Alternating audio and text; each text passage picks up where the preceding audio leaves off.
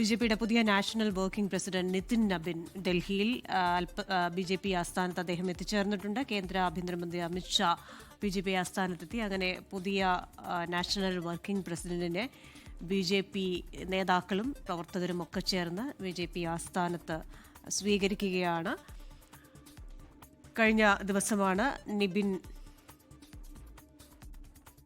നബിനെ ബിജെപിയുടെ വർക്കിംഗ് പ്രസിഡന്റായി തെരഞ്ഞെടുത്തത്. ഇപ്പോൾ അദ്ദേഹത്തിന് ആശംസ അർപ്പിക്കുകയും സ്വീകരിക്കുകയും ചെയ്യുകയാണ് വിവിധ നേതാക്കൾ. ആർ അച്യുതനാണ് വിശദാംശങ്ങളുമായി ചേരുന്നത്.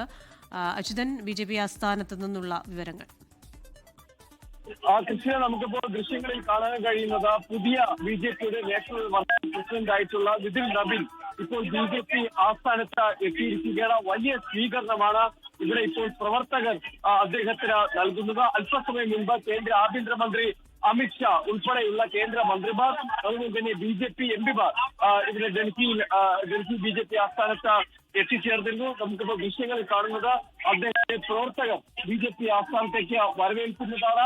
ഏറെ നാൾ ആരാണ് ഇനി ബിജെപിയുടെ തലപ്പത്തേക്ക് ജെ.പി. നദ്ദയ്ക്ക് ശേഷം എത്തുക എന്നൊരു ചോദ്യം ഉയർന്നിരുന്നു. തൊട്ട് പിന്നാലെയാണ് ഇന്നലെ ബിജെപിയുടെ പാർലമെന്ററി ബോർഡ് അദ്ദേഹത്തെ വർക്കിംഗ് പ്രസിഡന്റായി നിതിൻ നബിനെ നിയമിക്കുന്നത്. ഇതിനു മുൻപ് 2019 നിലവിലെ കേന്ദ്ര ആഭ്യന്തരമന്ത്രി അമിത്ഷാ അന്ന് ബിജെപി അധ്യക്ഷനായിരുന്ന സമയത്തായിരുന്നു ജെ.പി.